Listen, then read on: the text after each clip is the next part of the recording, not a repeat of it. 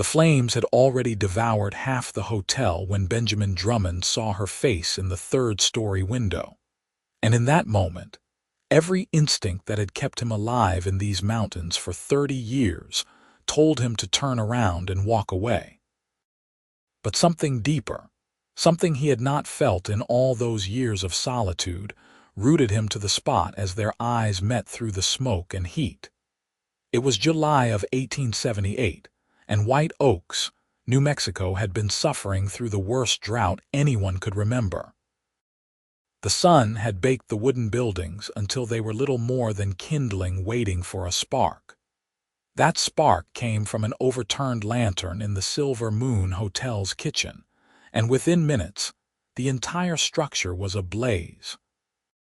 Benjamin had come down from the mountains for supplies, his first trip to town in nearly 4 months, and he had arrived just as the flames began to consume the building. People were screaming and running in every direction.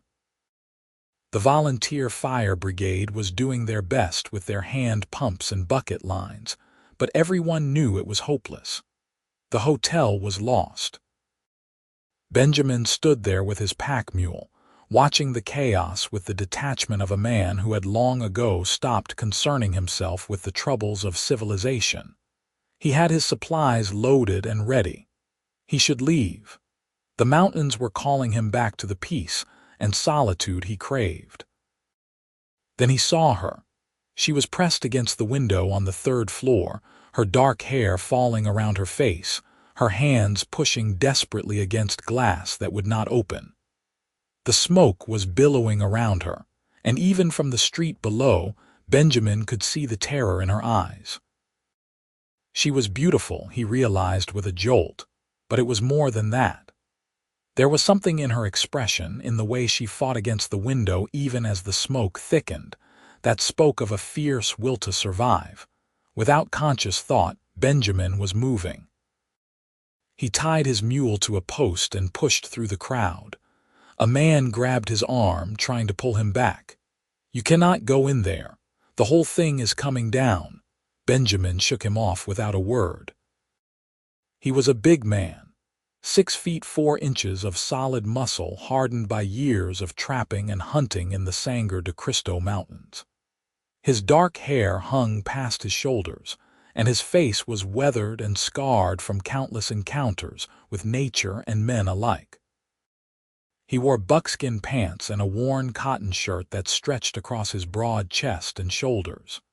People moved out of his way instinctively as he approached the burning building. The front entrance was completely engulfed. The stairs inside would be impassable. Benjamin circled around to the side, where the flames had not yet taken full hold. He found a door that led to a storage room, kicked it open, and plunged into the smoke. The heat hit him like a physical force. Even in the mountains, where he had faced blizzards and avalanches and grizzly bears, Benjamin had never felt anything like this. The smoke was so thick he could barely see his hand in front of his face. He pulled his bandana up over his nose and mouth and felt his way forward, keeping low where the air was clearer. He found the stairs at the back of the building. They were wooden and narrow, built for servants to carry supplies to the upper floors.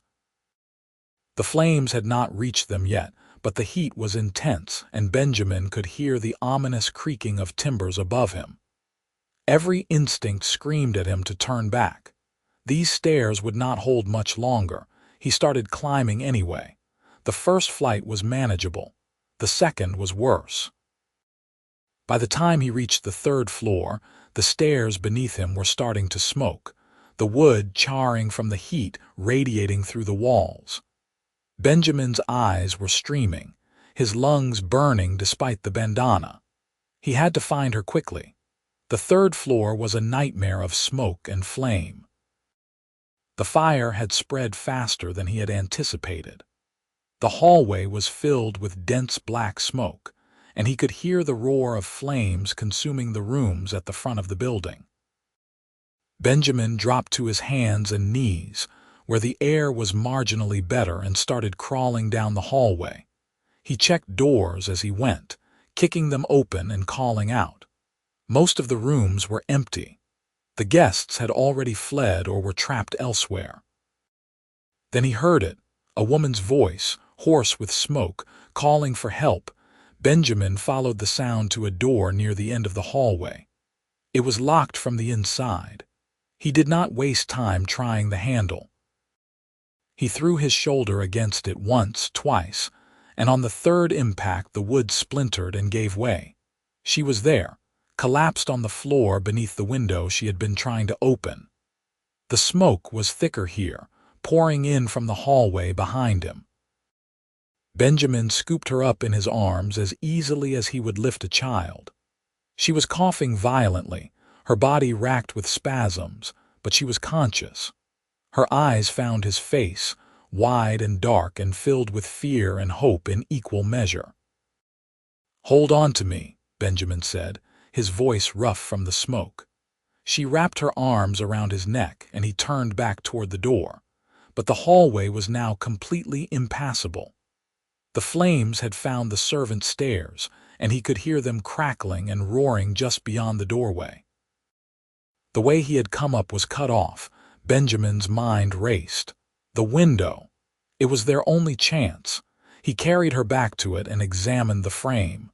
The glass was painted shut, sealed with years of accumulated paint and neglect.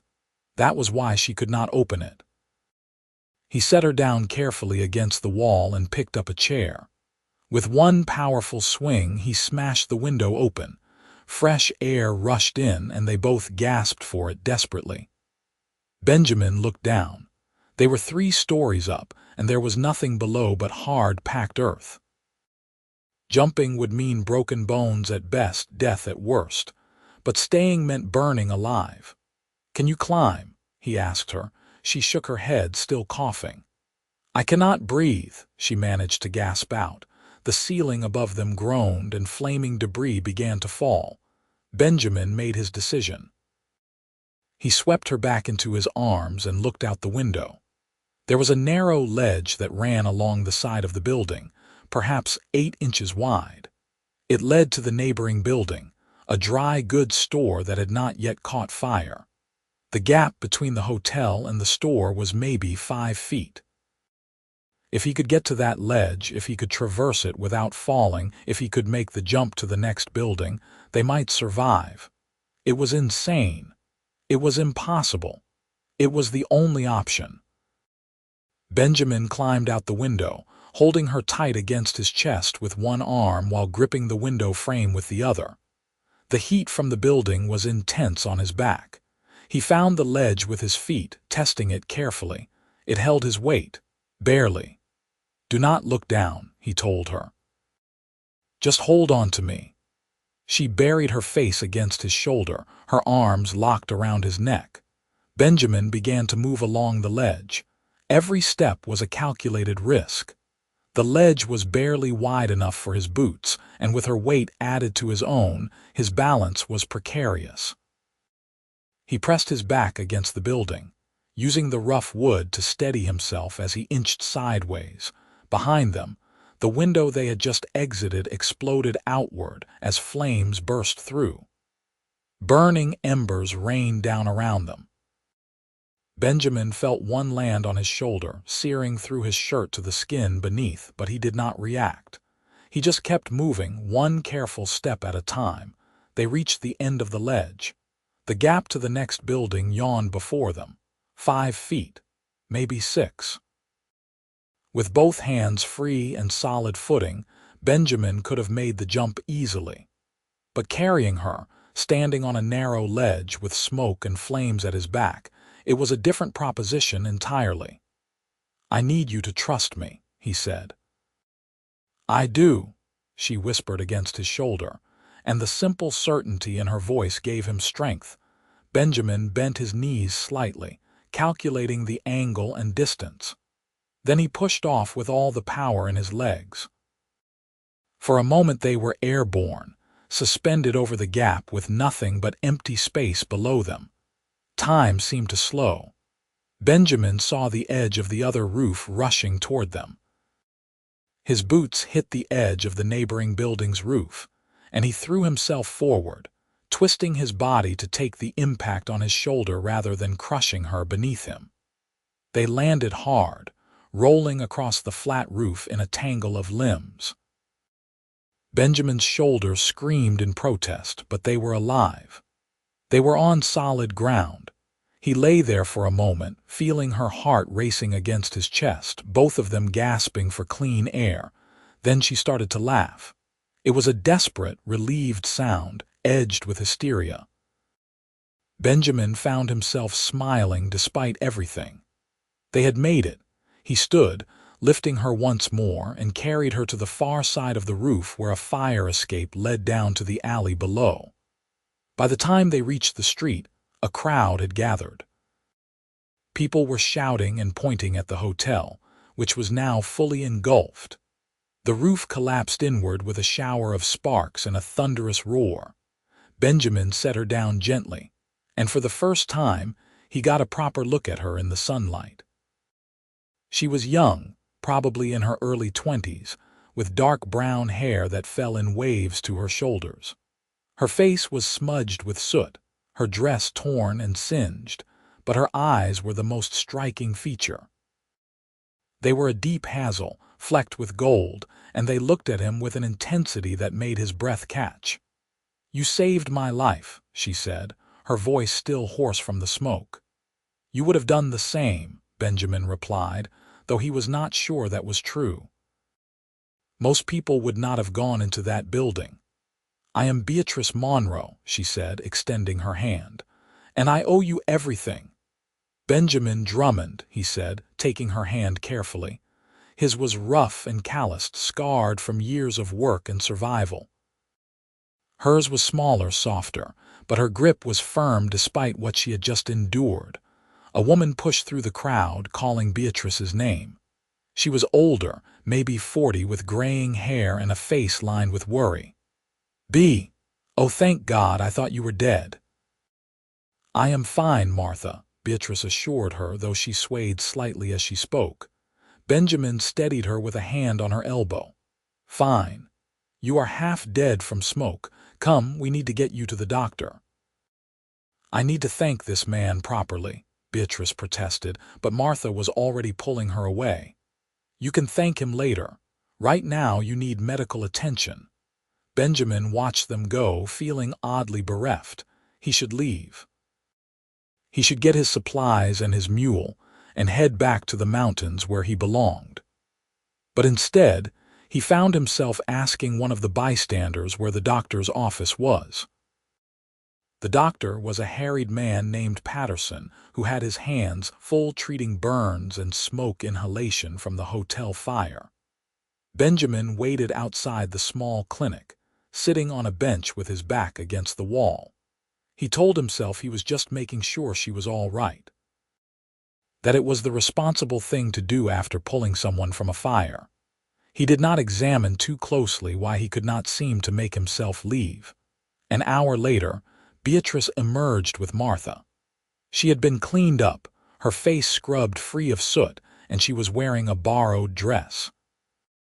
The doctor had given her something for the smoke inhalation, and her breathing seemed easier. Her eyes found Benjamin immediately, and a smile lit up her face. "You waited," she said, and there was something in her voice that made his chest tighten. "Wanted to make sure you were all right," Benjamin said gruffly. "Thanks to you, I am. Dr. Patterson says I will be fine in a few days." She came to sit beside him on the bench, and Martha hovered nearby, watching them with interest. "I lost everything in that fire. Every possession I had in the world was in that hotel room." "You are alive," Benjamin pointed out. "Possessions can be replaced." "That is very philosophical for a mountain man," she said, and there was a teasing note in her voice that surprised him. "How did you know I am a mountain man?" "You have that look about you. Plus, Martha told me. Apparently, everyone knows Benjamin Drummond, the trapper who comes down from the mountains a few times a year and never says more than 2 words to anyone." Benjamin felt uncomfortable with this assessment, even though it was accurate. "I prefer the quiet." "I can understand that," Beatrice said softly. "Sometimes people talk too much and say nothing of value." They sat in silence for a moment, but it was a comfortable silence, not the awkward kind that demanded filling. Benjamin found himself studying her profile, the curve of her cheek, the determined set of her jaw. She was beautiful, yes, but there was more to it than that. She had a strength about her, a resilience that called to something in him. "What were you doing in White Oaks?" he asked finally. "I came here to teach," she said. "I am supposed to be the new school teacher, or I was. I am not sure what happens now. The school board put me up in that hotel until the teachers' quarters could be prepared, and now those have burned down too. They were in an addition at the back of the hotel." "The school is still standing," Martha interjected. "And we can find you somewhere else to stay. The community needs a teacher, Beatrice. We have not had one in over a year." "Where are you from?" Benjamin asked. "Boston," Beatrice said, and there was something wistful in her voice. "I wanted an adventure, something different from the life my parents had planned for me. They wanted me to marry a banker and have babies and host tea parties for the rest of my life. So when I saw the advertisement for a teacher in New Mexico territory, I jumped at the chance." "That is quite a jump," Benjamin observed. "From Boston to White Oaks."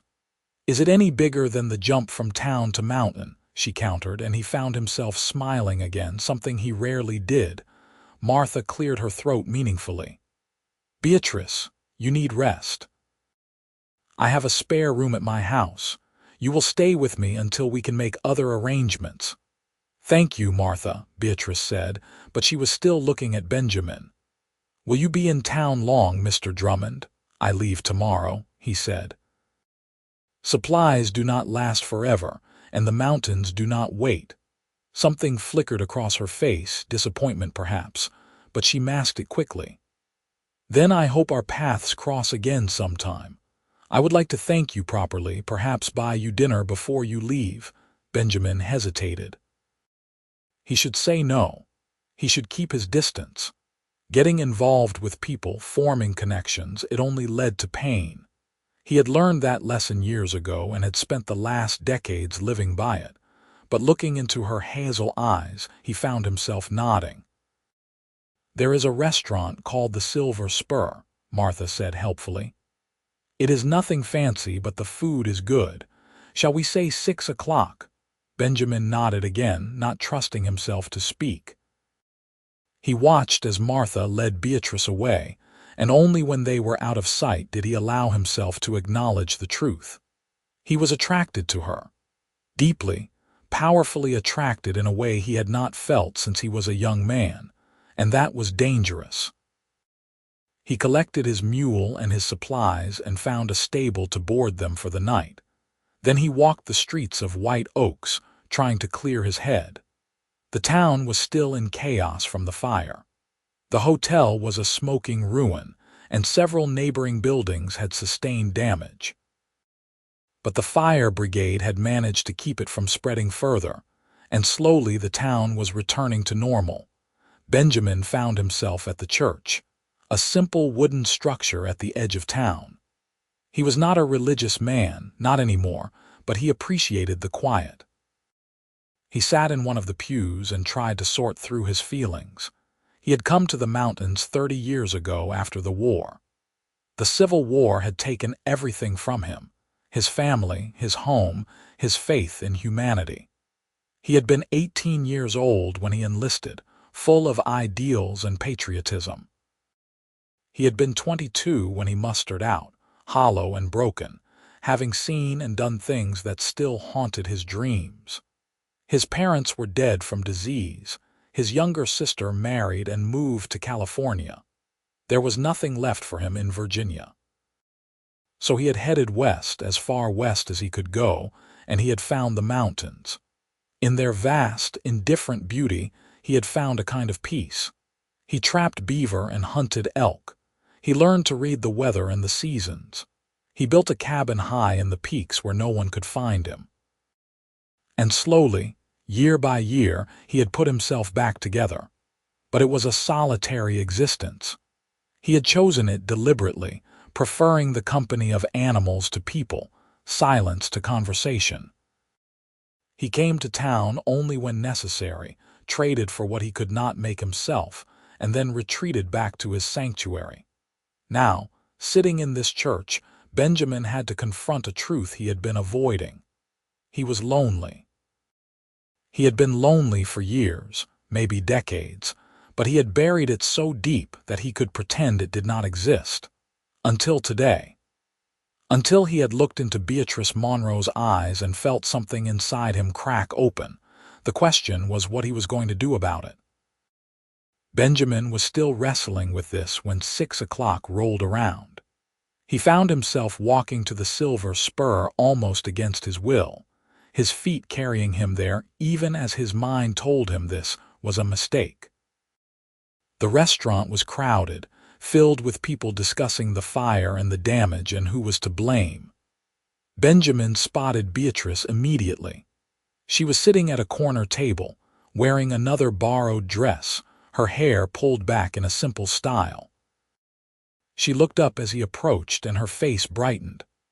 "I was not sure you would come," she admitted as he sat down across from her. "Neither was I," Benjamin said honestly. They ordered food, simple fare of steak and potatoes, and for a while they ate in silence. But it was not uncomfortable. Benjamin found that he liked just being near her, watching the play of emotions across her expressive face, listening to the soft cadence of her voice when she thanked the server. "Tell me about the mountains," she said finally. "What is it like up there?" Benjamin considered how to answer. "Quiet," he said. "Clean. Beautiful in a way that makes your chest ache. The air is so clear you can see for miles. The stars at night are like nothing you have ever seen. And there is a simplicity to it. You wake up, you work, you eat, you sleep. No politics, no games, no pretense." "It sounds wonderful," Beatrice said wistfully. "It is. But it is also hard. The winters are brutal. You can be snowed in for months at a time. If you get injured, there is no doctor. If supplies run out, you go hungry. And the solitude can drive some men mad. But not you." "Not me," Benjamin agreed. "I chose the solitude. I wanted it." "Wanted," Beatrice repeated, catching the past tense. "Not want." Benjamin met her eyes, those perceptive hazel eyes that seemed to see right through him. "Maybe things change," he admitted quietly. She reached across the table and placed her hand over his. Her touch was warm, gentle, and it sent a shock through his system. "I am glad you were in town today," she said. "Not just because you saved my life, although that is certainly a good reason, but because I think maybe we were meant to meet." "I do not believe in fate," Benjamin said, but he did not pull his hand away. "Neither did I until today," Beatrice replied. "But how else do you explain it? You come to town for the first time in months on the exact day that hotel catches fire, at the exact moment when I need help. That seems like more than coincidence. Or it is just luck," Benjamin suggested, but even as he said it, he was not sure he believed it. They talked long into the evening, much longer than Benjamin had intended.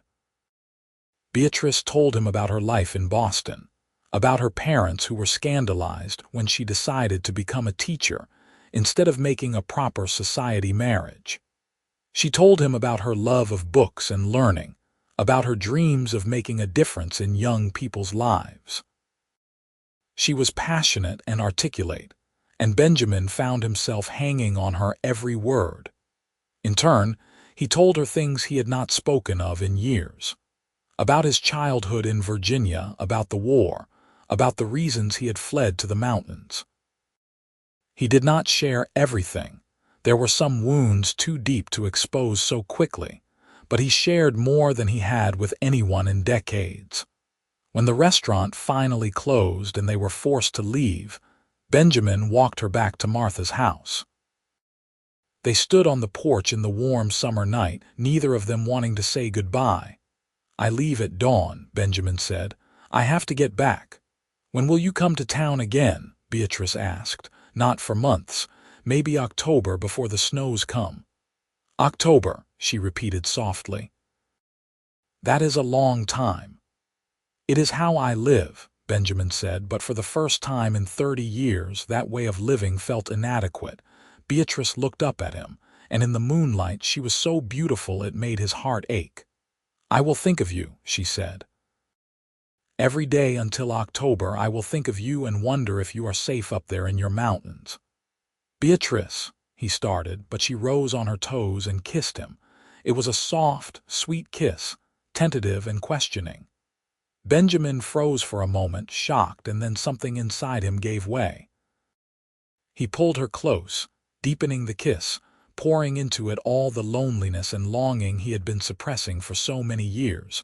When they finally broke apart, both were breathing hard. Beatrice's eyes were wide, her lips parted. "Come back," she whispered. "Please come back before October." "I will try," Benjamin promised, even though he knew it would be difficult. His supplies would only last so long, and making the trip down the mountain was not something to be undertaken lightly. He forced himself to step back, to release her, to turn away. If he did not leave now, he never would. He walked back to the stable where his mule was waiting, and he tried not to think about the way Beatrice had felt in his arms, the taste of her kiss, the promise in her eyes. But sleep would not come that night. Benjamin lay in the stable loft, staring at the ceiling, his mind replaying every moment of the day. He had climbed those burning stairs to save a stranger, and he had come down with a woman who had somehow, impossibly, worked her way into his carefully guarded heart. Dawn came too quickly and not quickly enough. Benjamin loaded his mule in the pre-dawn darkness and headed out of town as the first fingers of light crept across the sky. He did not look back.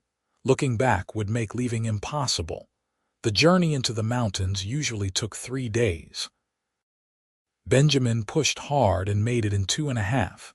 His cabin was as he had left it, perched on a rocky outcropping with a view of the valley below.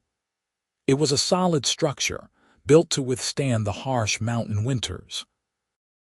Inside was his bed, a table and chairs he had made himself, shelves for supplies, and his traps and hunting gear.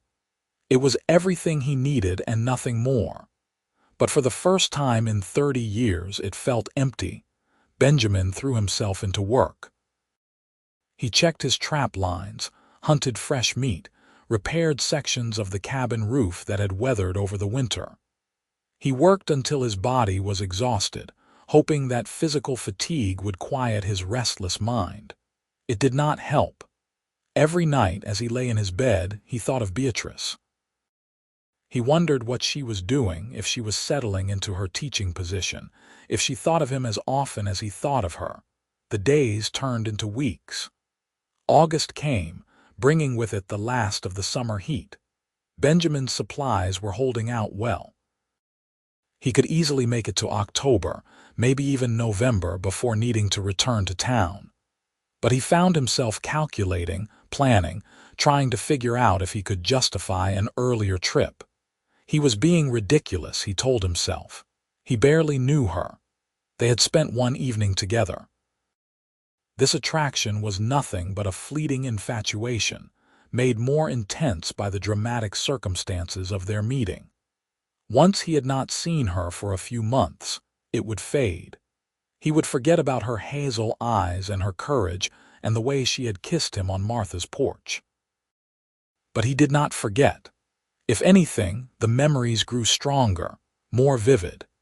He dreamed of her at night, dreams where they were together in his cabin, where she belonged in this place that had always been his alone. He would wake with a sense of loss so profound it was physical. By the middle of August, Benjamin had to admit defeat. He was not going to be able to wait until October. He needed to see her, needed to know if what he felt was real or just a fantasy constructed by his lonely mind. He spent a week preparing, hunting extra meat to smoke, curing hides to trade, gathering herbs and plants he knew the town doctor would buy. He had enough to justify a trip, barely. The journey down took 3 days again. Benjamin rode into White Oaks on a hot afternoon in late August, his heart pounding in a way that had nothing to do with the heat. He had no plan, no prepared speech. He just knew he had to see her. He went to the school first. It was a small building near the church, newly painted, with a fenced yard for the children to play in. Through the window, he could see Beatrice standing at the front of the classroom, a book in her hands, her face animated as she read to a group of children sitting cross-legged on the floor. She looked happy in her element, and Benjamin felt a surge of doubt. What right did he have to interrupt her life? She was building something here, making a difference. He was just a hermit from the mountains. He was about to turn away when one of the children spotted him through the window and pointed. Beatrice looked up, and their eyes met through the glass. The book slipped from her hands, forgotten. Her face transformed, shock giving way to joy, and she was moving, hurrying to the door. She stepped outside, and for a moment they just stared at each other. Then Beatrice laughed, that same desperate, relieved laugh from the hotel fire, and she ran to him. Benjamin caught her as she threw herself into his arms, and he spun her around, feeling lighter than he had in weeks. "You came back," she said when he finally set her down. "You came back." "I could not stay away," Benjamin admitted, and it felt like a confession. "I have thought about you every single day," Beatrice said, her hands still on his shoulders as if she was afraid he would disappear. "I tried to tell myself I was being foolish, that what I felt could not be real based on one evening, but it would not go away." "I know," Benjamin said. "I felt the same." A cough from the doorway interrupted them. One of the older children was standing there, grinning. "Miss Monroe, should we keep reading?" Beatrice blushed, stepping back from Benjamin. "Yes, Charlie, please have everyone take turns reading aloud. I will be back in just a moment." The boy disappeared back inside, and Beatrice turned back to Benjamin. "I have to finish the school day, but will you wait? Please?" "I will wait," Benjamin promised. He spent the next hour sitting on the steps of the school, listening to the sounds of learning drifting through the window. Children reciting their lessons, Beatrice's patient voice correcting and encouraging.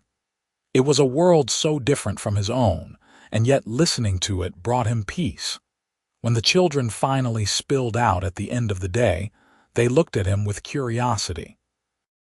Benjamin was an imposing figure, and most people, especially children, found him intimidating. But Beatrice came to stand beside him, and her presence seemed to reassure them.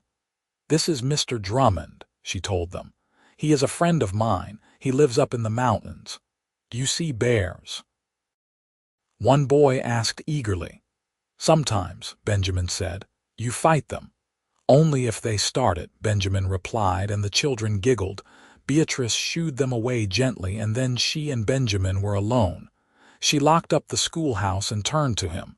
"Where are you staying?" "I have not thought that far ahead," Benjamin admitted. "I just got here."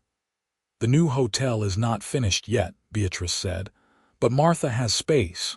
Or, she hesitated, "I have my own place now."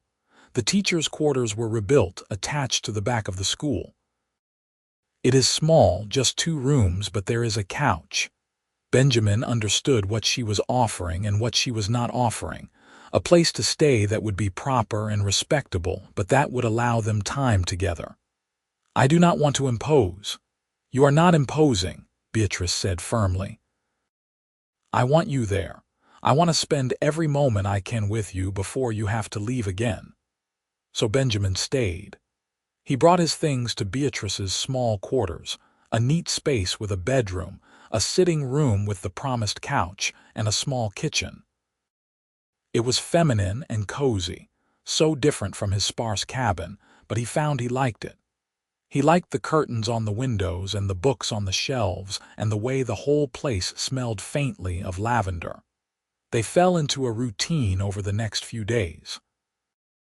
Beatrice taught during the day while Benjamin handled business in town, trading his furs and smoked meat, restocking his supplies. But the evenings were theirs. They cooked dinner together, a surprisingly domestic activity that Benjamin found himself enjoying. They talked for hours, sharing stories and dreams and fears. They went for walks in the cool evening air, hand in hand, becoming a familiar sight around White Oaks. The town gossips were having a field day. Benjamin Drummond, the hermit of the mountains, courting the schoolteacher. It was unprecedented. But if Beatrice was bothered by the gossip, she did not show it. She held her head high and made it clear that Benjamin was welcome in her life. One evening, as they sat on the porch of her quarters watching the sunset, Benjamin finally voiced the question that had been plaguing him. "What are we doing, Beatrice?" She looked at him, her face serious. "What do you want to be doing?" "I want to be with you," Benjamin said. "But I do not know how. My life is in the mountains. Your life is here. Those two things do not fit together." "Maybe they could," Beatrice said quietly. "Maybe we could find a way." "How?" Benjamin asked, not harshly but genuinely curious. "I cannot live in town, Beatrice. I have tried. After the war, I tried to go back to civilization, and it nearly destroyed me. I need the mountains. I need the space and the silence. And I need to teach," Beatrice said. "These children need me. I cannot just abandon them." They sat in silence, the impossibility of their situation heavy between them. Benjamin felt his chest tighten. He had known this would not be easy, but hearing it stated so baldly made it real. "I do not want to lose you," Beatrice said, her voice small. "I just found you." "You will not lose me," Benjamin promised, taking her hand. "We will figure something out. Maybe I can come down more often. Maybe you can come up to the mountains sometimes during school holidays." "That would be months apart," Beatrice protested. "I know," Benjamin said, and the frustration in his voice was clear. "I know it is not ideal, but it is better than nothing." Beatrice turned to face him fully, her eyes searching his. "Benjamin, tell me something. If you could have anything you wanted, what would it be?" The answer came without hesitation. "You with me, every day." "Then make that happen," Beatrice said. "I am not saying it has to be right now or even soon. But if that is what you want, truly want, then figure out how to make it possible, because I want the same thing. I want to wake up next to you every morning and fall asleep in your arms every night. I want to build a life with you wherever that life might be." Benjamin stared at her, his heart pounding. "You would give up teaching." "For me, not give up," Beatrice corrected, "but maybe adapt." "Benjamin, there are children everywhere, even in the mountains. Families scattered in small settlements and mining camps. They need education too. Maybe I could teach them. Maybe we could find a way for me to do what I love while being where you need to be." It was a crazy idea. It was impractical and idealistic and probably impossible. But looking at Beatrice's earnest face, Benjamin found himself believing it could work. More than that, he found himself wanting it with an intensity that frightened him. "You barely know me," he pointed out, trying to be the voice of reason even as his heart raced ahead. "We have spent maybe a week together total. That is not enough to make this kind of decision." "Then let us take more time," Beatrice said. "Let us truly get to know each other." "But Benjamin, I need you to understand something. I am not a silly girl with a crush. I am a grown woman who knows her own mind. And I know that what I feel for you is real and deep and worth fighting for. The question is, do you feel the same?" Benjamin pulled her close, wrapping his arms around her, and rested his chin on top of her head. "Yes," he said simply. "I feel the same." They stayed like that as the sun finished setting, as the stars began to appear in the darkening sky. Benjamin felt something he had not felt in 30 years. He felt hope. The next day, Benjamin made a decision. He sought out the town's mayor, a man named Harrison, and asked about land. Were there any properties available in the foothills, close enough to town to be accessible but far enough out to provide the solitude Benjamin needed? Harrison was surprised by the question but helpful. He pulled out maps and showed Benjamin several options. There was one property in particular, about 10 miles outside of White Oaks, nestled in the foothills of the mountains. It had water rights to a creek, timber for building, and enough flat land for farming or ranching if that was of interest. The previous owner had died without heirs and the land had reverted to the territory. "I could stake a claim," Benjamin said slowly. "Build a place there." "You could," Harrison agreed. "Though I have got to say, Drummond, I never thought I would see the day you would consider putting down roots near civilization." "Neither did I," Benjamin admitted, "but things change." He filed the claim that afternoon, then he went to find Beatrice. She was in her classroom preparing lessons for the next day. When he told her what he had done, she threw her arms around him, tears streaming down her face. "You are sure?" she asked. "This is what you want, I am sure," Benjamin said. "It will not be easy.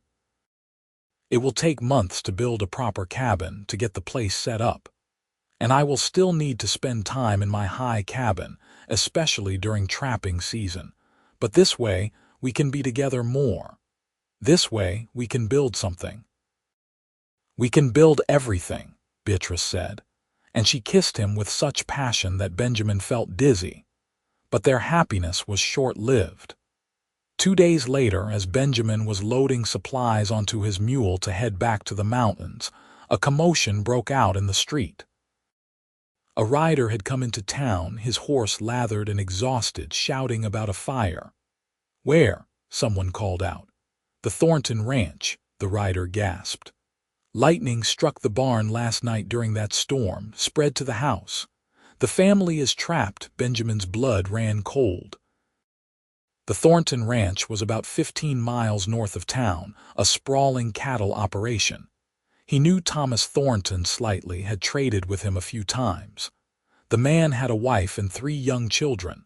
"How long ago?" Benjamin demanded. 2 hours, maybe 3, the rider said. "I rode straight here." "They need help." The volunteer fire brigade was already mobilizing, but Benjamin knew they would not get there in time. 3 hours was an eternity in a fire. He turned to find Beatrice standing behind him, her face pale. "You are going," she said. It was not a question. "I have to," Benjamin replied. "I know," Beatrice said, and she stepped forward and kissed him hard. "Be careful. Come back to me." Benjamin grabbed his gear and commandeered the freshest horse in the stable, a big sorrel gelding with good wind. He rode out at a gallop, following the road north toward the Thornton Ranch. The fire brigade would follow with their equipment, but they would be slower. Benjamin might be the family's only chance. He pushed the horse hard, but not so hard that it would collapse. He needed it to last the whole distance. The summer sun beat down mercilessly, and dust from the dry road coated his face and clothes. As he got closer, he could see a column of smoke rising into the sky, dark and ominous. The ranch came into view, and Benjamin's heart sank. The house was fully engulfed, flames shooting from every window. The barn was a burnt-out shell. He could see figures in the yard, ranch hands trying desperately to fight the fire with buckets, but it was hopeless. Benjamin dismounted at a run, taking in the situation. A woman was on her knees in the yard, screaming. 2 children, a boy and a girl, were with her, sobbing. A ranch hand ran up to Benjamin. "Thank God someone is here." The missus and the 2 little ones got out, but Mr. Thornton went back inside for the baby. Neither of them has come back out. Benjamin looked at the house. The front door was a wall of flame. The windows were belching smoke. But he had already run into one burning building for a stranger. He would do it again for a man and his child. "Where did he go in?" Benjamin demanded. "Side door near the kitchen." Benjamin ran around the side of the house. The door was still standing, though flames licked at its frame. He kicked it open and plunged inside. The smoke was even worse than the hotel had been. The heat was crushing, stealing the breath from his lungs. Benjamin pulled his bandana up and dropped low, scanning desperately for any sign of Thornton or the baby. He found them in what had been a bedroom. Thornton was collapsed on the floor, unconscious, the baby clutched to his chest. The baby was crying, a thin, terrified wail which meant it was still alive. Benjamin scooped them both up, Thornton over one shoulder, the baby cradled carefully in his other arm, and turned back toward the door. But the way he had come in was now blocked. The fire had spread with terrifying speed, cutting off his escape. Benjamin's mind raced. There had to be another way out. A window. He needed a window. He spotted one in the next room, or what was left of the next room. The walls were burning, the ceiling beginning to collapse. Benjamin had no choice. He ran toward it, feeling the heat searing his exposed skin, singing his hair. He reached the window and smashed through it with his elbow, feeling the glass slice into his arm. He tumbled out into the yard, rolling to protect the baby and Thornton from the impact. Ranch hands rushed forward, pulling them away from the burning building. Benjamin released his burdens and collapsed onto his back, gasping for air. Someone poured water over him, blessed cool water that soothed his burned skin. He could hear the mother crying, thanking God and thanking him, her baby wailing healthily in her arms. Someone was tending to Thornton, who was stirring and coughing but alive. Benjamin lay there, staring up at the sky, and all he could think about was Beatrice. He had promised her he would come back. He had to keep that promise. The fire brigade arrived an hour later, but there was nothing left to save. The house was gone, reduced to a smoking foundation. But the family was alive, all of them, and that was what mattered. Mrs. Thornton tried to thank Benjamin, tried to offer him money, a job, anything, but he waved her off. He was burned and cut and exhausted, but he could ride. He needed to get back to White Oaks. He needed to see Beatrice. The ride back was a blur of pain and fatigue. Benjamin swayed in the saddle, barely conscious, but the horse seemed to understand where they needed to go. As the sun was setting, they rode into White Oaks. Beatrice was waiting in the street.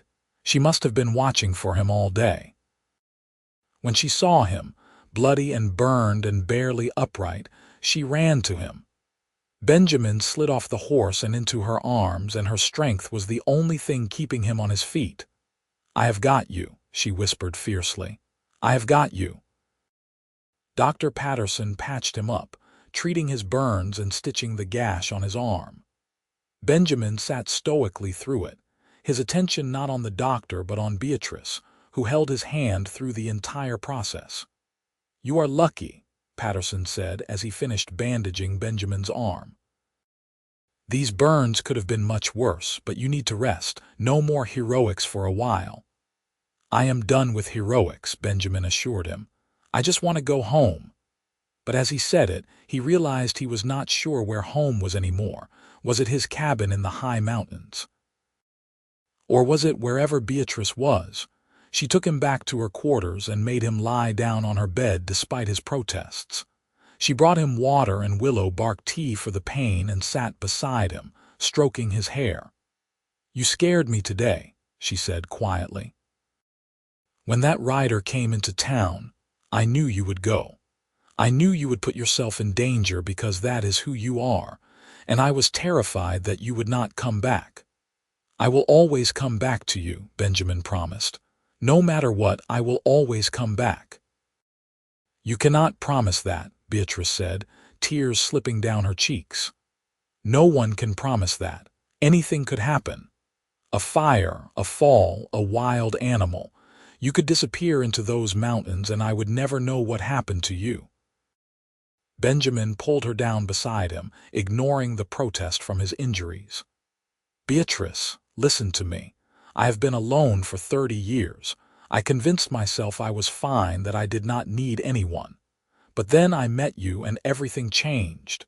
You make me want things I thought I had given up on. A home, a family, a future. So yes, I will always come back to you because you are my reason for living now." Beatrice kissed him, soft and tender and full of love. "Marry me," she whispered against his lips. Benjamin pulled back to look at her, surprised. "What, marry me?" she repeated. "I know it is forward of me to propose. I know women are not supposed to do that. But I do not care about supposed. I love you, Benjamin Drummond, and I want to be your wife. I want to build that cabin in the foothills with you.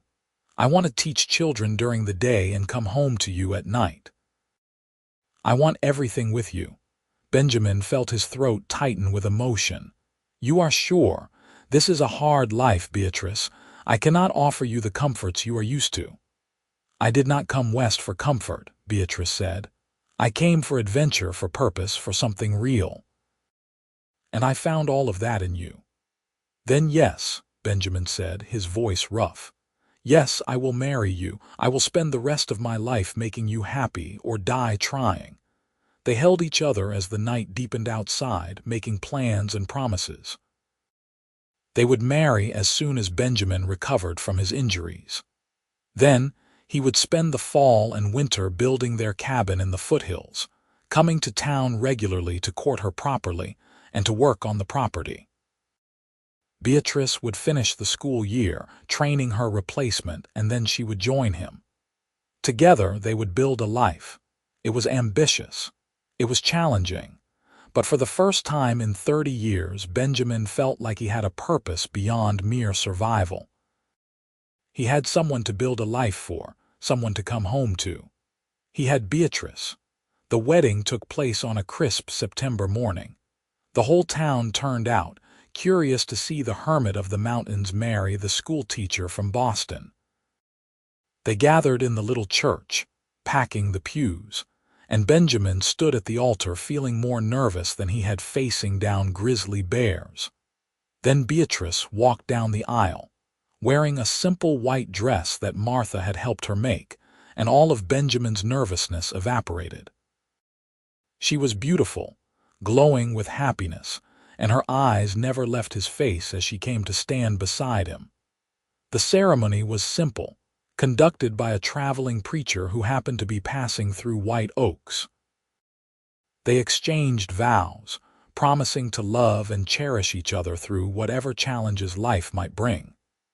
Benjamin slipped a simple gold band onto Beatrice's finger, and she did the same for him. Then the preacher pronounced them husband and wife, and Benjamin kissed his bride to the cheers of the entire town. The celebration afterward was rowdy and joyful. The townspeople had put together an impromptu reception in the street outside the church, with food and music and dancing. Benjamin was not much for dancing, but Beatrice convinced him to try, and they swayed together under the afternoon sun while the fiddle player launched into a lively tune. As the sun began to set, they slipped away from the festivities. They had arranged to spend their wedding night in Martha's house, which she had graciously vacated for the occasion. Benjamin carried Beatrice over the threshold, a tradition he had heard of but never thought he would participate in, and they tumbled into the bedroom laughing. That night, Benjamin learned a different kind of joy. The intimacy they shared was tender and passionate, a joining not just of bodies but of souls. Afterward, lying tangled together in the sheets, Benjamin felt a peace so profound it brought tears to his eyes. "I love you," he whispered into the darkness. "I love you too," Beatrice replied, her hand finding his. "Forever." The next morning they began their new life. Benjamin threw himself into building the cabin with an intensity that bordered on obsession. He wanted it perfect for Beatrice. He wanted her to have a home she could be proud of. The location he had chosen was ideal. The creek provided fresh water year-round. The timber was plentiful for building and for heating. And the view was spectacular, looking out over the valley toward the distant peaks where his high cabin waited. He worked from sunup to sundown, felling trees, hauling logs, notching and stacking them into walls. It was back-breaking work, but satisfying in a way that trapping and hunting had never been. He was building something permanent, something that would last. He was building a home. Beatrice came to visit on weekends, riding out from town on a gentle mare that Benjamin had bought for her. She would bring food and supplies, and they would spend the precious days together, working side by side. Beatrice proved to be surprisingly handy, helping to chink the logs with mud and moss, planning the layout of the rooms, dreaming aloud about the life they would build there. By October, the basic structure was complete. The cabin had 3 rooms, a large main living area with a stone fireplace Benjamin had laboriously constructed, a bedroom, and a smaller room that could serve as Beatrice's study or, someday, a child's room. The roof was solid, made of hand-split shingles. The door was heavy and well hung. The windows had real glass, a luxury Benjamin had saved for months to afford. "It is perfect," Beatrice breathed when she saw it finished. "Benjamin, it is absolutely perfect." But Benjamin was not satisfied. Perfect was not good enough for her. He built furniture, a large bed frame and chairs and a table. He installed shelves for her books. He carved small decorative touches into the woodwork, something he had never bothered with in his high cabin, but that seemed important now. He wanted her to see how much he cared, how much she meant to him. Winter came early that year. By November, snow was falling regularly, and the higher elevations were becoming impassable. Benjamin knew he should head to his high cabin, should check on his trap lines and ensure everything was secure for the long winter. But he found himself reluctant to leave. Every day away from Beatrice felt like a day wasted. "You need to go," she told him one evening as they sat by the fireplace in the new cabin.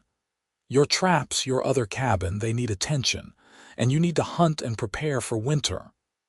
"I know," Benjamin admitted, "but I do not want to leave you." "It is only for a few weeks," Beatrice pointed out. "You will be back before Christmas, and then we can spend the whole winter together here. The school will be closed for the holiday, and we will have weeks of uninterrupted time." Benjamin knew she was right. He had responsibilities in the high country, a life he could not just abandon even as he built a new one. So he packed his gear, kissed his wife goodbye, and headed into the mountains. The high cabin was as he had left it, cold and empty. Benjamin went through the familiar routines of opening it up for winter, checking for damage, restocking the woodpile. He ran his trap lines and found them in good condition. He hunted and brought down an elk, which he butchered and preserved for the long winter ahead. But the whole time, his mind was in the foothills with Beatrice. He found himself talking to her in his head, sharing observations about the weather or the wildlife as if she was there beside him.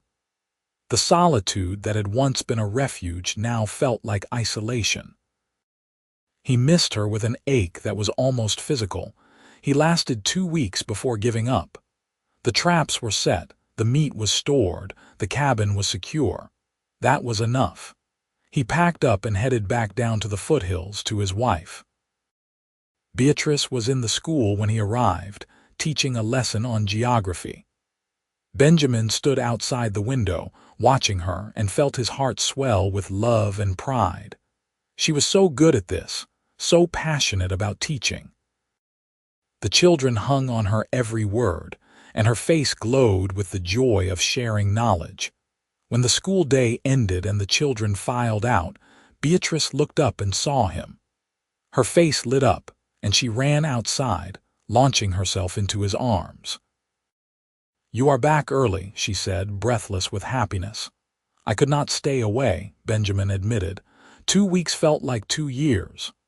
"I felt the same," Beatrice confessed. "I know we said we would do this, that you would go to the mountains and I would stay in town, but Benjamin, I do not think I can.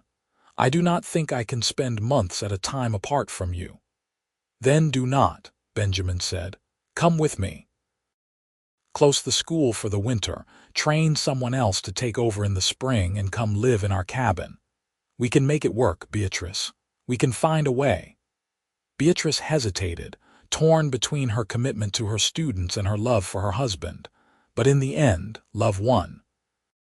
She spoke to the school board, arranged for a substitute teacher, and began preparing to close up her quarters in town. The week before Christmas, they moved into the foothills cabin permanently. Benjamin loaded up a wagon with all of Beatrice's belongings, her books and clothes and teaching materials, and they transported everything to their new home. It took 3 trips, but finally, everything was in place.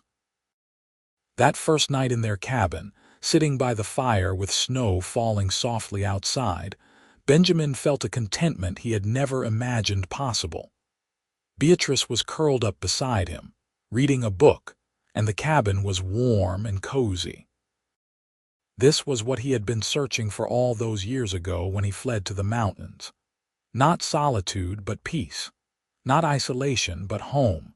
Christmas came, and they celebrated quietly, just the two of them. Beatrice made a special dinner, and Benjamin surprised her with a gift he had been working on in secret. A rocking chair made from cherry wood, carved with delicate patterns of leaves and flowers. She cried when she saw it, running her fingers over the smooth wood, marveling at the craftsmanship. "It is for when we have children," Benjamin said, almost shyly. "I thought you might like to rock them." "Children," Beatrice repeated, and her eyes were full of wonder. "You want children with me, more than anything," Benjamin confessed. "I want to fill this house with life and laughter. I want to watch you teach our children the way you teach those kids in town. I want to build a family with you, Beatrice." She kissed him, and that night they made love with a new urgency, both of them imagining the future they were creating together. Winter passed in a blur of happiness. They settled into routines, Benjamin hunting and trapping while Beatrice kept the cabin and prepared lessons for the scattered families in the foothills who began bringing their children to her for education. She had been right. There were people out here, isolated homesteaders and miners, who desperately wanted their children to learn. Beatrice gathered them once a week, teaching reading and writing and arithmetic in the cabin's main room. Benjamin would watch sometimes, leaning in the doorway, amazed at his wife's patience and skill. She had a gift for making learning fun, for connecting with children in a way that made them eager to please her. And the parents were grateful, bringing payment in the form of goods and labor, helping to improve the cabin and the surrounding property. Spring came, bringing with it new life. The creek swelled with snowmelt, wildflowers bloomed in the meadows, and Beatrice made a breathless announcement. She was pregnant. Benjamin was struck dumb with joy. He picked her up and spun her around, both of them laughing and crying at the same time. They were going to be parents. They were going to have a family. The pregnancy was not easy. Beatrice suffered from morning sickness that lasted well into the afternoon, and the summer heat made her uncomfortable and irritable. But Benjamin was devoted, catering to her every need, rubbing her swollen feet at night, making sure she rested and stayed hydrated. As her belly grew round and full, Benjamin found himself overcome with protectiveness. He hated leaving her alone, even for the short trips to town for supplies. What if something went wrong? What if she needed him and he was not there? Beatrice, practical as always, arranged for Martha to come stay with them as her due date approached. The older woman arrived in late October, bringing with her a wealth of knowledge about childbirth and infants. Her presence eased Benjamin's fears somewhat, though he still paced like a caged animal as Beatrice's time drew near. The baby came on a cold November night, arriving with the first snowfall of the season. Beatrice's labor was long and difficult, and there were moments when Benjamin feared he would lose her. He held her hand, whispering encouragement and love, feeling utterly helpless in the face of her pain. But finally, after what felt like an eternity, a baby's cry filled the cabin. Martha cleaned and wrapped the infant, then placed the tiny bundle in Beatrice's arms. It was a girl, perfect and beautiful, with a shock of dark hair and her mother's hazel eyes.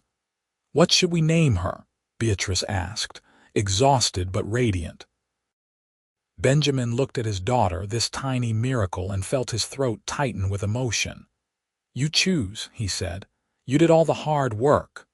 "Rose," Beatrice said softly. "Rose Drummond, because she bloomed in these mountains just like our love did. Rose was a good baby, healthy and strong. She grew quickly, filling the cabin with her gurgles and cries and eventually her laughter." Benjamin was completely besotted, this big, gruff mountain man reduced to putty by his tiny daughter. He would spend hours just watching her sleep, marveling at her perfect fingers and toes. Beatrice returned to teaching once she recovered from the birth, with Rose sleeping in a basket nearby or strapped to her back in a carrier Benjamin fashioned from soft leather. The children in her class adored the baby, and it became common for lessons to be interrupted by discussions about infants and child rearing. Life fell into a new rhythm, busier and more chaotic than before, but richer too. Benjamin hunted and trapped and worked the land, slowly expanding their property and their home. He built an addition onto the cabin, creating more space for their growing family. He taught himself to farm, planting crops in the fertile soil near the creek. Beatrice taught her students and raised their daughter and loved her husband with a fierce devotion that never wavered. She had found her place in the world, here in these mountains with this man and this life they had built together. 2 years after Rose was born, Beatrice became pregnant again. This time the pregnancy was easier, and she delivered a healthy boy in the summer of 1882. They named him Samuel, after Benjamin's father, and he had his father's strong build and determined temperament from the very beginning. With 2 children, the cabin felt crowded, so Benjamin built another addition, creating separate rooms for the children. He also built a proper schoolhouse on their property, a small but sturdy building where Beatrice could teach without disrupting their home life. The school grew as word spread through the mountains and foothills. Families would bring their children from miles away, some staying overnight in a bunkhouse Benjamin constructed for that purpose. Beatrice's school became known throughout the territory as a place where children received a quality education regardless of their circumstances. Benjamin found himself becoming something of a community leader, a role he never imagined for himself. People came to him for advice, for help settling disputes, for assistance with problems ranging from crop failures to bear attacks. The hermit who had once shunned human contact now found himself at the center of a small but thriving community. It was not always easy. There were harsh winters when supplies ran low, and they wondered if they would make it through. There were illnesses that swept through the area, claiming lives and leaving grief in their wake. There were conflicts with neighboring ranchers over water rights and grazing land. But through it all, Benjamin and Beatrice stood together. Their love, forged in fire on that July day in White Oaks, proved strong enough to weather any storm. They supported each other, encouraged each other, challenged each other to be better. Rose grew into a bright, curious girl who loved books as much as her mother and the outdoors as much as her father. She could track a deer through the forest and recite poetry with equal skill. Samuel was more reserved, thoughtful, with a gift for working with his hands that reminded Benjamin of himself at that age. As the children grew, Benjamin made sure they knew the story of how he met their mother. He would tell them about the burning hotel, about climbing those stairs twice, once to reach Beatrice and again after he thought he had lost his way, about carrying her down to safety. The story became family legend, embellished and refined with each telling. "You saved Mama," Rose would say, her eyes wide. "Your mama saved me," Benjamin would correct gently. "She gave me a reason to come down from the mountains. She gave me a life worth living." In 1885, Benjamin made a trip back to his high cabin. He had not been there in over 2 years, too busy with his family and the homestead in the foothills. Part of him wondered if he would feel the old pull, the desire to retreat back into solitude. But as he walked through the empty cabin, running his hands over the rough walls he had built so many years ago, Benjamin felt nothing but gratitude for the life he had left behind. This place had served its purpose. It had given him refuge when he needed it most, but it was no longer home. Home was in the foothills, in a cabin filled with noise and life and love. Home was Beatrice's smile when he walked through the door at the end of the day. Home was Rose's endless questions and Samuel's quiet companionship. Home was the community they had built, the students Beatrice taught, the neighbors who came to them for help and advice. Benjamin packed up a few personal items from the high cabin, things he wanted to keep as mementos, and then he closed the door for the last time. He did not bother locking it. If someone needed shelter, they were welcome to it. He would not be coming back. When he returned to the foothills, Beatrice was waiting on the porch, just as she had been that first time he came back early from the mountains. She did not ask if he had felt the pull of his old life. She just opened her arms and he walked into them, and that was answer enough. The years passed in a blur of seasons and milestones. Rose started helping her mother teach, showing a natural aptitude for it. Samuel began working the land with Benjamin, proving himself to be a skilled farmer and rancher. 2 more children joined the family. A girl named Grace in 1887 and a boy named Thomas in 1889. The cabin Benjamin had built with his own hands expanded to accommodate the growing family, sprouting new rooms and additions until it was less a cabin and more a proper homestead. The school flourished, with Beatrice training other teachers to help handle the increasing number of students. Benjamin's hair turned gray and lines creased his weathered face. His hands, scarred from decades of hard work, became stiff with arthritis. But he remained strong, his broad shoulders still capable of carrying heavy loads, his arms still able to swing an axe or lift his children. Beatrice's dark hair developed streaks of silver, and her face showed the marks of laughter and worry, and all the emotions of a life fully lived. But her hazel eyes remained as bright and piercing as they had been that day in the burning hotel, and when she looked at Benjamin, he still felt the same surge of love he had felt when he first carried her to safety. On their 20th wedding anniversary, Benjamin took Beatrice back to White Oaks. The town had grown significantly since that day in 1878 when he had arrived for supplies and left with a wife.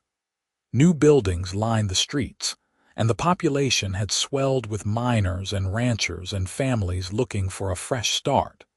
They visited the spot where the Silver Moon Hotel had stood. A new building occupied the location now, a bank with impressive stone facade. Benjamin stood there with his arm around Beatrice, remembering. "I climbed those burning stairs twice," he said softly. "The first time I was just reacting, not thinking, driven by instinct. But the second time, when I realized the first route was blocked and I had to find another way, that was when I knew." "Knew what?" Beatrice asked, though she had heard this story 100 times. "That I would do anything to save you, that my life meant nothing if you were not in it. That you were worth any risk, any sacrifice. He turned to look at her, this woman who had transformed his entire existence. I went up those stairs as a man running toward danger. I came down as a man running toward his future. Beatrice leaned her head against his shoulder. And I was in your arms, trusting you completely. That has not changed, you know. I still trust you completely. I still feel safe in your arms. They walked the streets of White Oaks, hand in hand, visiting old friends and places they remembered. Martha was still alive, older and slower, but delighted to see them. The church where they were married still stood, and they slipped inside to sit in the quiet and give thanks for all they had been given. That evening, as they prepared to ride back to their homestead, Beatrice stopped and looked back at the town. "Do you ever regret it?" she asked. "Giving up your solitude, becoming part of the world again?" Benjamin did not have to think about his answer. "Never, not for one single moment." "You gave me back my life, Beatrice. You gave me purpose and joy and a reason to wake up every morning. The mountains were beautiful, but they were empty. You filled the emptiness." "We filled it," Beatrice corrected. "Together, with our children and our home and our community. We built something real, Benjamin. Something that will last long after we are gone." As they rode home through the gathering dusk, Benjamin reflected on the truth of her words. They had built something extraordinary, not just a home but a legacy. Their children would carry forward the values they had instilled: hard work, compassion, education, and love.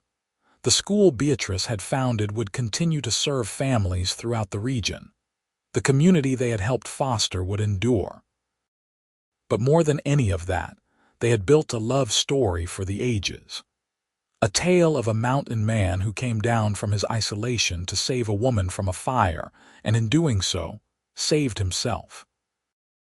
A story of two unlikely people finding each other against all odds and choosing to build a life together despite the challenges. The years continued to pass. Rose married a young rancher and started her own family, continuing her mother's legacy of teaching while raising her children. Samuel took over most of the physical work on the homestead as Benjamin's body began to slow down. Grace showed a talent for healing and went to study medicine, eventually returning to serve the mountain communities. Thomas, the youngest, inherited his father's love of the wilderness and became a guide, leading parties through the mountains Benjamin had once roamed alone. Benjamin and Beatrice grew old together, their love deepening with each passing year. They became grandparents, then great-grandparents, surrounded always by family and community.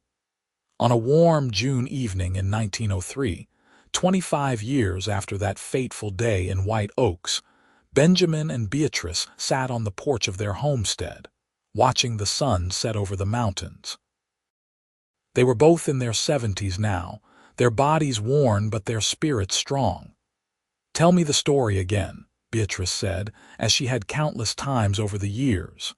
"Which story?" Benjamin asked, though he knew perfectly well which one she meant. "The story of how you climbed the burning stairs twice to reach me, and how you came down with me in your arms." So Benjamin told her. He described the flames and the smoke, the fear and the determination. He talked about seeing her face in that window and knowing he had to save her. He recounted the treacherous journey along the ledge, the leap to the neighboring building, the overwhelming relief when they both survived. "And then," Beatrice prompted, as she always did.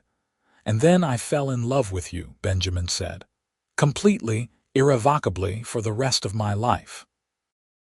You were brave and beautiful and strong, and you saw something in me worth loving back. You made me believe I could be more than a hermit in the mountains. You gave me a family, a home, a purpose. We gave that to each other," Beatrice said, taking his hand. "I was lost too, Benjamin. I thought I wanted adventure, but what I really wanted was belonging. I wanted to matter to someone. And then you came crashing into my life, literally carrying me to safety, and I knew I had found where I belonged. In your arms, in your life." They sat in comfortable silence as the last light faded from the sky, and the stars began to emerge. Around them, they could hear the sounds of their family. Grandchildren playing in the yard, one of their daughters-in-law singing a lullaby, the soft murmur of conversation from the porch of the schoolhouse, where a community meeting was taking place. "We did good, did we not?" Benjamin said quietly. "We did better than good," Beatrice replied. "We did extraordinary. We took two broken people and made them whole. We took a barren mountainside and made it bloom with life and learning and love. We climbed our burning stairs, both of us, and we came down together, ready to build something beautiful." Benjamin squeezed her hand, feeling the familiar warmth of her touch, the comfort of her presence. "I would do it all again," he said. "Every moment, every challenge, every joy. I would climb those stairs 100 times if it meant ending up here with you." "Me too," Beatrice whispered. "Me too." As the night deepened and the stars wheeled overhead, Benjamin Drummond and Beatrice Monroe Drummond sat together on their porch, surrounded by everything they had built. The scared young soldier who had fled to the mountains was long gone, replaced by a man of substance and character.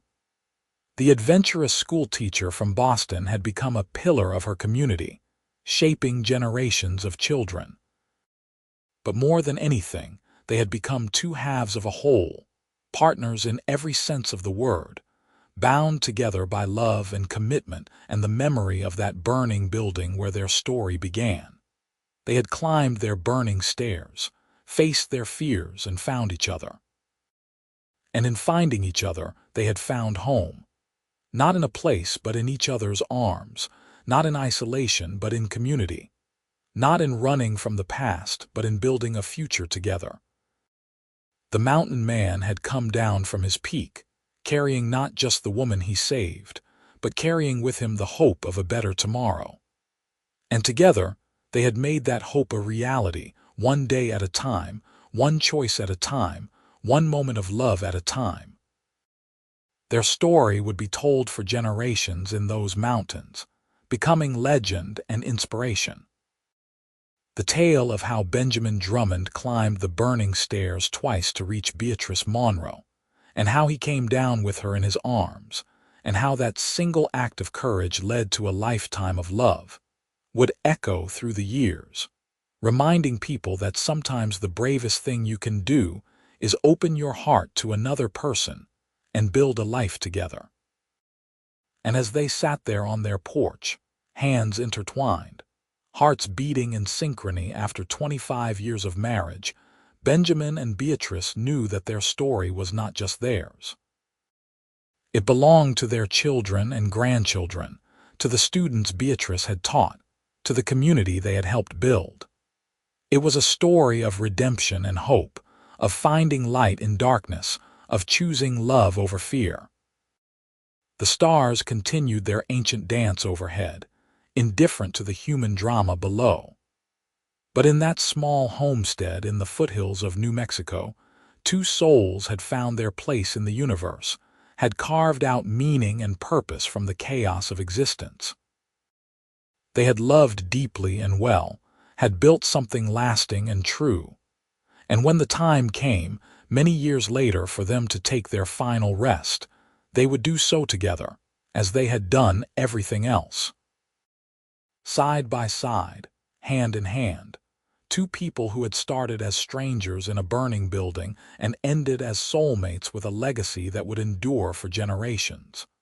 The burning stairs had led not to destruction, but to creation, not to an ending, but to a beginning.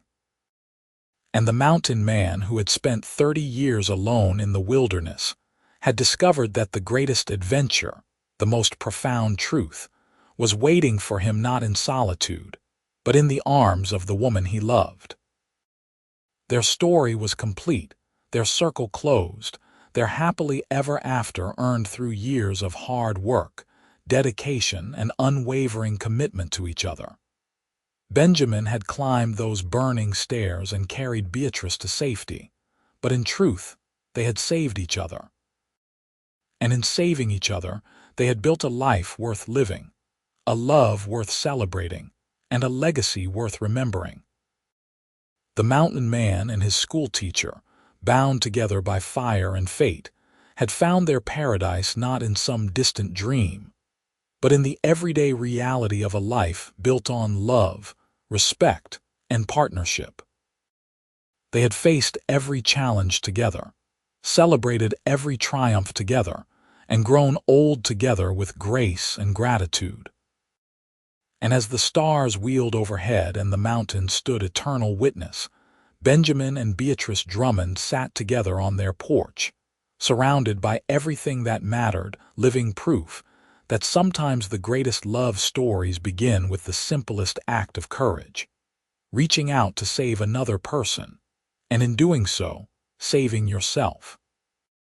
Their journey from that burning hotel in White Oaks to this peaceful homestead in the foothills had been long and challenging, filled with obstacles and triumphs, struggles and joys.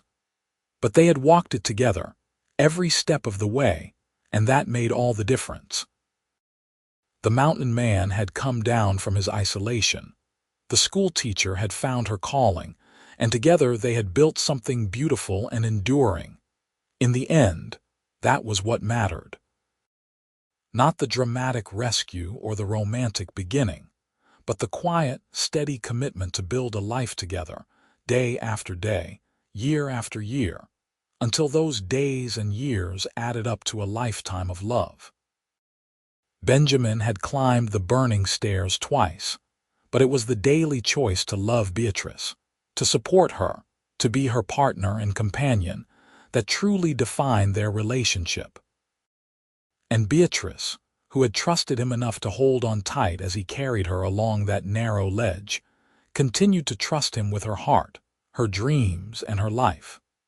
That trust, renewed and reinforced every single day, was the foundation upon which they had built everything else.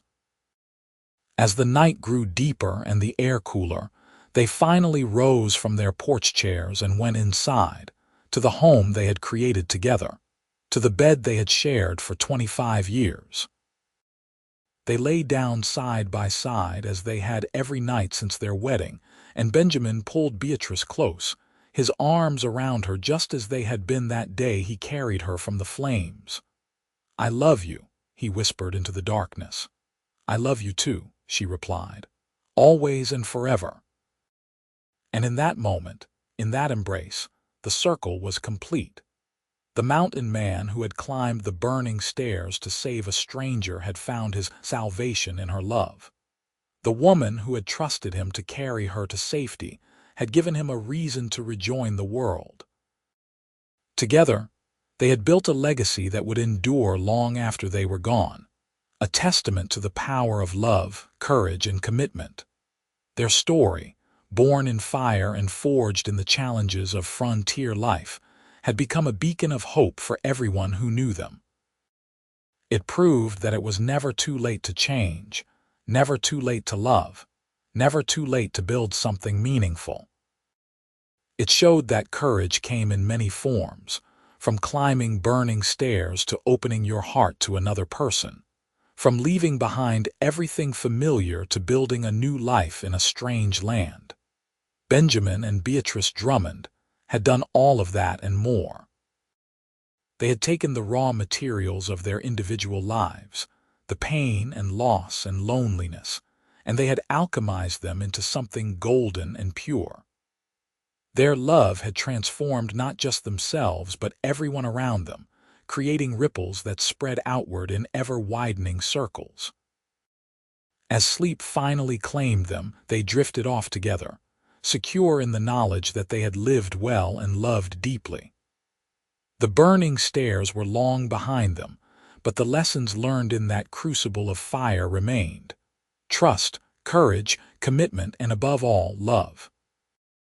These were the pillars upon which they had built their lives, and these were the gifts they would pass on to future generations.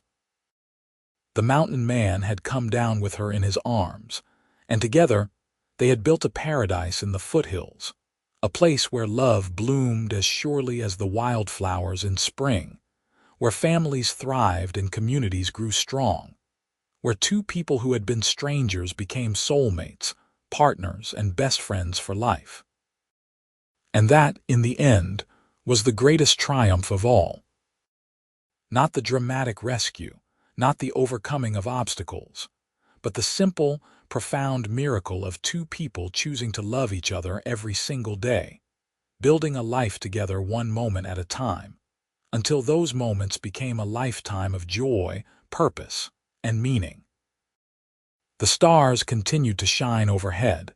The mountains stood eternal witness, and in a small homestead in the foothills of New Mexico, Benjamin and Beatrice Drummond slept peacefully in each other's arms, their story complete, their love eternal, their legacy assured.